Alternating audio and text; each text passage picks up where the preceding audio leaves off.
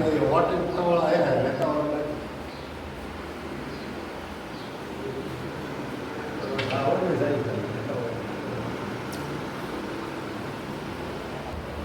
સૌને પૂર્ણ હૃદયે જય ભીમ નમો બુદ્ધાય. આજે મૂળી તાલુકાના રાણીપાટ મુકામે સંજય મેશ્રામ કરુણામય બૌદ્ધ વિહારમાં જે કરુણામય બૌદ્ધ વિહાર છે એના સ્થાપક કુબેરભાઈ અને એમની સાથેના બીજા અન્ય 3 વ્યક્તિ જેમાં રમણભાઈ છે, રાજુભાઈ છે અને ચોથા કોણ? કાળુભાઈ. આ 4 વ્યક્તિ મહાબોધિ બૌદ્ધ વિહારના જે આંદોલન વર્તમાન સમયમાં સરકાર સામે ચાલી રહી છે તો એ મહાબોધિ બૌદ્ધ વિહારના એ આંદોલનમાં સમર્થનમાં ગયા હતા. ત્યારબાદ તો અહીં વિહારે પરત ફરે છે તો એક કાર્યક્રમનું આયોજન કરેલ છે. તો સૌપ્રથમ આપણે મહાકાળી તથાગત ગૌતમ બુદ્ધના બુદ્ધરૂપની સામે મીણબત્તી પેટાવશું. ડોક્ટર બાબા સાહેબના પુરાણ તસવીરને પુરહાર કરશું. ત્રિશૂળ અને પંછી લઈશું. ત્યારબાદ આપણે કાર્યક્રમની શરૂઆત કરશું. તો વિનંતી કરું બાલકદાસ બાપુને તેમજ મુખ્ય અતિથિ વિશેષ તરીકે પધારેલ રાકેશભાઈને તેમજ મહાબોધિ બુદ્ધ વિહાર આંદોલનમાં જો અહીંથી ત્યાં ગયે એ આંદોલનમાં ભાગ લેનાર વ્યક્તિ કુબેરભાઈ, કાળુભાઈ, રાજુભાઈ અને રમણભાઈ એમને વિનંતી કરું કે તેઓ આવી અને દીપ પ્રાગટ્ય કરશે. આવો બાલકદાસ બાપુ બરાબર. એ સિવાય બે પંચો અને આગેવાનોને પણ વિનંતી કરું કે તેઓ સ્વૈચ્છિક પોતે ઊભા થશે અને તથાગત ગૌતમ બુદ્ધના બુદ્ધની સામે તેઓ પુષ્પાર્પણ કરશે. વિનંતી આવશે. આપણે મહાકાળી તથાગત ગૌતમ બુદ્ધના બુદ્ધની સામે મીણબત્તી પેટાવી. હવે હું વિનંતી કરું છું બાલકદાસ બાપુ અને ટીમને કે તેઓ મહામાનવ બોધિસત્વ સિમ્બોલ ઓફ નોલેજ ડોક્ટર બાબા સાહેબના તસવીરને પુરહાર કરશે.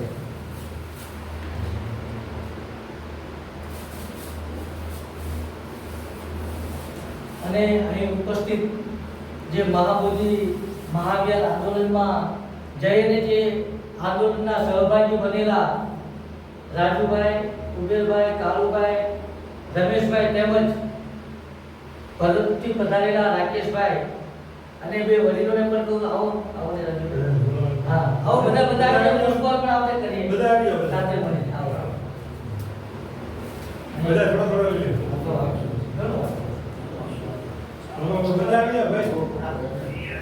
લે બધા આવી જાઓ. મહાકાળી તથાગત ગૌતમ બુદ્ધના આવી જાઓ બધા આપણી પાસે છે.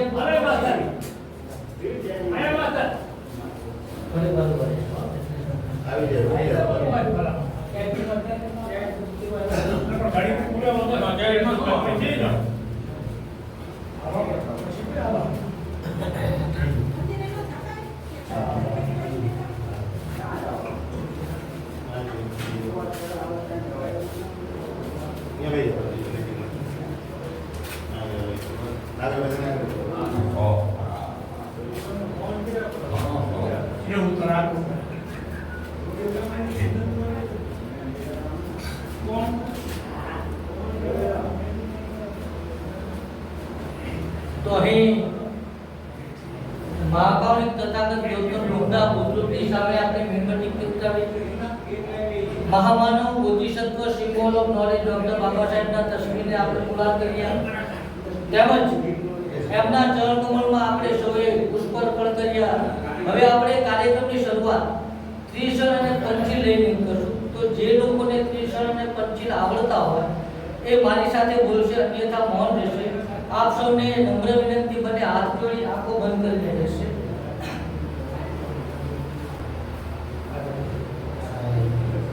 નમો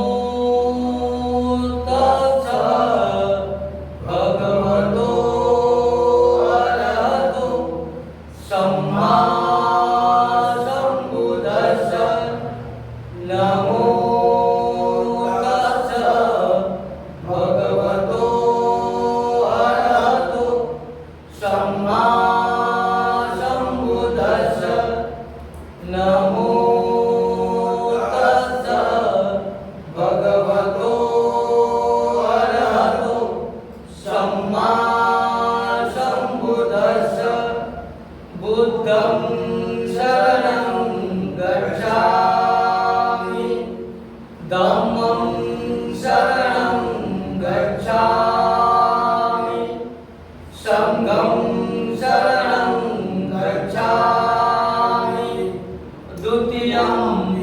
बुद्धं शरणं गच्छामि द्वितीयं धम्मं शरणं गच्छामि द्वितीयं संघं शरणं गच्छामि तृतीयं बुद्धं शरणं गच्छामि तृतीयं धम्मं शरणं गच्छामि तृतीयं संघं शरणं गच्छामि पाणातिपाता वेरमणि सिक्खापदं समादयामि अनिन्नदाना वेरमणि सिक्खापदं समादयामि कामेषु मिच्छाचारा वेरमणि सिक्खापदं समादयामि मूषावादा वेरमणि सिक्खापदं समादयामि शूरामेरय मद्यपमादखाना वेरमणि सिक्खापदं समादयामि साधु साधु साधु સકારાત્મક પંચી પહેલા હું બોલું છું પછી આપ બોલો મૈત્રીપૂર્ણ કર્મ કરીને મૈત્રીપૂર્ણ કર્મ કરીને હું મારા શરીરને શુદ્ધ કરું છું હું મારા શરીરને શુદ્ધ કરું છું મુક્ત હસ્તે દાન કરીને મુક્ત હસ્તે દાન કરીને હું મારા શરીરને શુદ્ધ કરું છું હું મારા શરીરને શુદ્ધ કરું છું શાંતિ શાંતિ સાદગી સાદગી તથા સંતુષ્ટિનું પાલન કરીને તથા પાલન કરીને હું મારા શરીરને શુદ્ધ કરું છું હું મારા શરીરને શુદ્ધ કરું છું સત્યતાપૂર્ણ સંવાદથી સત્યતાપૂર્ણ સંવાદથી હું મારી વાણીને શુદ્ધ કરું છું હું મારી વાણીને શુદ્ધ કરું છું સ્મૃતિ સ્મૃતિ સુસ્પષ્ટ અને પ્રદીપ્ત રાખીને હું મારા મનને શુદ્ધ કરું છું હું મારા મનને શુદ્ધ કરું છું સૌને જય ગુરુ.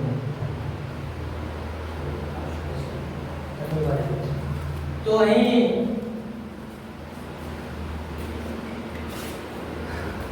મૂળી તાલુકાના રાણીપાટ ગામમાં જે સંજય મેશ્રામ કરુણામય બૌદ્ધ વિહાર થોડા સમય પહેલા જે બનાવવામાં આવેલો છે અને જ્યારે આનું ઉદ્ઘાટન હતું એટલે જે ગુરુકુળ પ્રતિષ્ઠાન હતું એ વખતે ન માત્ર ગુજરાતમાં પરંતુ સમગ્ર ભારતના અલગ અલગ રાજ્યોમાંથી ઘણા બધા બૌદ્ધ ભક્તે બૌદ્ધ ઉપાસક અને બૌદ્ધ ઉપાસિકાઓ આવેલા હતા અને ખૂબ જ મોટી સંખ્યામાં અહીં માનવ મેળાવડો ઉમટી પડ્યો હતો. તો મહામાનવ બોધિસત્વ સિમ્બોલ ઓફ નોલેજ ડોક્ટર બાબા સાહેબે જગતભરના તમામે તમામ ધર્મદાતાઓએ આપેલો જગતને જે ધર્મ હતો અને ધર્મદાતાઓએ અને ધર્મ આ જગતમાં આપેલા છે અને ડોક્ટર બાબા સાહેબે 5 વર્ષ કરતા વધુ સમય અને હજારો કિતાબો વાંચીને તમામે તમામ ધર્મ ગ્રંથોનો એમણે અભ્યાસ કરેલો, પરંતુ માનવ જગત માટે, માનવ હિત માટે, માનવ સમુદાય માટે અને માનવ માટે ઉત્તમ જો કોઈ કલ્યાણકારી ધર્મ હોય તો એ 2500 વર્ષ પહેલા 2579 વર્ષ પહેલા આ જ દેશમાં જન્મેલા મહાકાવ્ય તથાગત ગૌતમ બુદ્ધે જે ધર્મની વાત કરી હતી, જેને આપણે બૌદ્ધ ધર્મ કહીએ છીએ, તો એ માત્ર જે લોકો ધર્મ કહે છે માત્ર એ ધર્મના અર્થમાં જ નહીં, પરંતુ તથાગત ગૌતમ બુદ્ધનો બૌદ્ધ ધર્મ એ એક માનવતાવાદી કરુણામય સિદ્ધાંત હતો જે માનવીને આદર્શ માનવ બનાવે છે અને જે વિચાર સ્વતંત્રતા, સમાનતા, માનવતા, બંધુતા, મૈત્રી, કરુણા, મુદિતા, ઉપેક્ષા, તર્કસંગતતા, વૈજ્ઞાનિક ન્યાયની વાત કરે છે એ વિચારસરણી એટલે ધર્મ. તો ડોક્ટર બાબા સાહેબે તમામ ધર્મના પુસ્તકો વાંચ્યા પછી જગતમાં માનવ માટે જો ઉત્તમ ધર્મ હોય તો ડોક્ટર બાબા સાહેબના મત મુજબ તથાગત ગૌતમ બુદ્ધે આપેલો ધર્મ એ રીતે માનવતાનો સિદ્ધાંત એ કરુણાનો સિદ્ધાંત એ ઉત્તમ માનવ માટે ધર્મ હતો. એટલે એને તમામ ધર્મદાતાઓએ કહેલી ધર્મની વાત કરતા એમને સૌથી ઉત્તમ વાત તથાગત ગૌતમ બુદ્ધની લાગી અને એમણે પોતે તો પોતાના ગુરુ ચંદ્રમણી થેરો પાસેથી 14 ઓક્ટોબર 1956 ના રોજ બૌદ્ધ ધર્મની દીક્ષા લીધી. જે દિવસે સમ્રાટ અશોકે પણ બૌદ્ધ ધર્મની દીક્ષા પોતાનું હૃદય પરિવર્તન થયા બાદ લીધેલી અને સંજોગોવશાત એ દશેરા હતા અને એ દિવસે ડોક્ટર બાબા સાહેબે દશેરાના દિવસે બૌદ્ધ ધર્મની દીક્ષા લીધી અને એ વખતે તારીખ હતી 14 ઓક્ટોબર 1956 અને એમણે પોતાના ગુરુ ચંદ્રમણી થેરો પાસેથી બૌદ્ધ ધર્મની દીક્ષા લીધા બાદ 5 લાખ કરતા વધુ લોકોને બૌદ્ધ ધર્મની દીક્ષા આપી અને જગતની એક મહાન ક્રાંતિ જેને આપણે ધમ્મ ક્રાંતિ કહીએ છીએ. તો જગતમાં જેટલી પણ ક્રાંતિઓ થઈ એ કાર્લ માર્ક્સની હોય તો બને, એ ફ્રાન્સની હોય તો બને કે યુરોપની હોય તો બને, એ તમામ ક્રાંતિઓમાં ક્રાંતિનો મતલબ જ થાય છે કે અમાનવીય વિચારસરણીને નેસ્તનાબૂદ કરી અને માનવીય વિચારસરણી પ્રસ્થાપિત કરી અને એના માટે ખૂબ જ સંઘર્ષ થાય છે, ખૂબ જ લડાઈ થાય છે, અનેક લોકોના ખૂન થાય છે, હત્યાઓ થાય છે અને લોહીની નદીઓ વહે છે. પરંતુ 2500 વર્ષ પહેલા જે તથાગત ગૌતમ બુદ્ધે ધર્મની વાત કરી અને એ પછી ડોક્ટર બાબા સાહેબે જે ધર્મ ક્રાંતિ કરી એમાં એક પણ ટીપું લોહીનું વહેવડાવ્યા વગર જે સમાજ, જે સ્ત્રીઓ, જે અશુદ્ધો, જે અતિશુદ્રો, જે શૂદ્રો અને જે મહિલાઓ 5000 કરતા વધુ વર્ષથી ગુલામ હતી એને એમણે ભારતીય સંવિધાન આપી અને આઝાદ કરી. એટલું જ નહીં, એમણે ભારતના આ લોકોને, આ ગુલામ પ્રજાને જે હજારો વર્ષોથી મનુવાદી કે કોઈ એક વિચારસરણીની ગુલામ હતી જેને આઝાદ કરવા માટે ઉત્તમ ધર્મ અને કહી શકાય કે જગતની જેટલી પણ ક્રાંતિઓ થઈ એમાં સર્વશ્રેષ્ઠ ક્રાંતિ હોય તો એ તથાગત ગૌતમ બુદ્ધે કહેલી ધર્મની વાત એ માનવ જગતની સૌપ્રથમ ક્રાંતિ અને એ પછી વર્તમાન સમયની જો કોઈ ઉત્તમ ક્રાંતિ હોય તો ડોક્ટર બાબા સાહેબે 14 ઓક્ટોબર 1956 ના રોજ જે પોતે બૌદ્ધ ધર્મ સ્વીકારી અને 5 લાખ લોકોને બૌદ્ધ ધર્મ અંગીકાર કરાવ્યો અને ફરીવાર આ દેશમાં મૃતપ્રાય થયેલો બૌદ્ધ ધર્મને કહી શકાય કે ચાલતો કર્યો એ જગતની શ્રેષ્ઠ ક્રાંતિઓમાં. સાથે સાથે ડોક્ટર બાબા સાહેબ કહેતા કે ભારતના યુવાનોને હું ધર્મ પ્રત્યે બેદરકાર જોઉં છું ત્યારે મારું હૃદય ફાટે છે, મને ખૂબ જ દુઃખ થાય છે. હું ભારતના લોકોને જે પણ કંઈ આપી શકતો છું એ મારી અંદર રહેલી ધાર્મિક લાગણીના કારણે આપું છું. તો એ કયો ધર્મ? તો એ કે બૌદ્ધ ધર્મ. તો એમણે ભારતીય સંવિધાનમાં આપણને હક અધિકાર તો આપ્યા છે, પરંતુ માનવ તરીકે કઈ રીતે શ્રેષ્ઠ જીવન જીવી શકાય અને કયા ધર્મમાં આપણને માનવ તરીકેનું સન્માન મળે છે તો એમણે ઉત્તમ ધર્મ પણ આપેલો છે. તો ડોક્ટર બાબા સાહેબની એ ધર્મ ક્રાંતિ મોટા શહેરોમાંથી થઈને ધીમે ધીમે હવે નાના ગામડાઓમાં પહોંચી છે અને ડોક્ટર બાબા સાહેબનું સ્વપ્ન હતું કે મારે ભારતને બુદ્ધમય ભારત બનાવવું અને બુદ્ધમય ભારત એટલે કે આ દેશમાં દરેક વ્યક્તિને સમાન હક મળે, સમાન તક મળે અને સમાન અવસર મળે અને માનવ તરીકેનું તમામ સન્માન મળે. માટે એમણે બૌદ્ધ ધર્મ આ દેશમાં ચાલે એટલા માટે બુદ્ધમય ભારત બનાવવાનું સ્વપ્ન જોયું હતું અને એ સ્વપ્ન પૂરું કરવા માટે ડોક્ટર બાબા સાહેબના અનુયાયીઓ તથાગત ગૌતમ બુદ્ધને માનનારા બૌદ્ધ ઉપાસકો, બૌદ્ધ ભંતેઓ વર્તમાન સમયમાં ડોક્ટર બાબા સાહેબના આ સ્વપ્નને પૂરું કરવા માટે પોતે બને એટલા પ્રયત્નો કરી રહ્યા છે. ત્યારે મૂળી તાલુકાના રાણીવાડ ગામમાં પણ કુબેરભાઈ અને એમની ટીમ વતી, આ ગામના લોકો વતી, વડીલો વતી, મહિલાઓ વતી પણ ડોક્ટર બાબા સાહેબના આ ધર્મ ક્રાંતિ રથને આગળ વધારવા માટે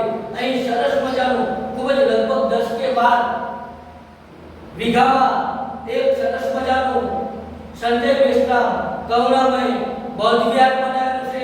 અને એટલું નહીં, કુબેરભાઈ, રાજુભાઈ, કાળુભાઈ અને રમણભાઈ અહીંથી છેક બુદ્ધ ગયા મહાબોધિ મહાવીર વિહારને મુક્ત કરવાનું જે આંદોલન ચાલી રહ્યું છે, જે જગ્યાએ મહાકાવ્ય તથાગત ગૌતમ બુદ્ધને બુદ્ધત્વ પ્રાપ્ત થયું હતું અને એ પછી એમણે માનવતાનો સિદ્ધાંત, કરુણાનો સિદ્ધાંત જે જગતભરને આપેલો હતો, એ જગ્યા ઉપર સમ્રાટ અશોકે જે વિહાર બનાવેલું હતું, એ વિહાર ઉપર વર્તમાન સમયની સરકારે જે કબજો કરેલો છે અને એ કબજો છોડાવવા માટે ફેબ્રુઆરી મહિનાથી લોકો આ દેશના બંદે બૌદ્ધ ઉપાસકો ડોક્ટર બાબા સાહેબના અનુયાયીઓ ખૂબ જ મહેનત કરી અને મહાબોધિ મહાવિહારને મુક્ત કરવાનું આંદોલન ચલાવી છે. તો એમાં અહીંથી આ ચાર લોકો પણ ત્યાં એ મહાબોધિ મહાવિહાર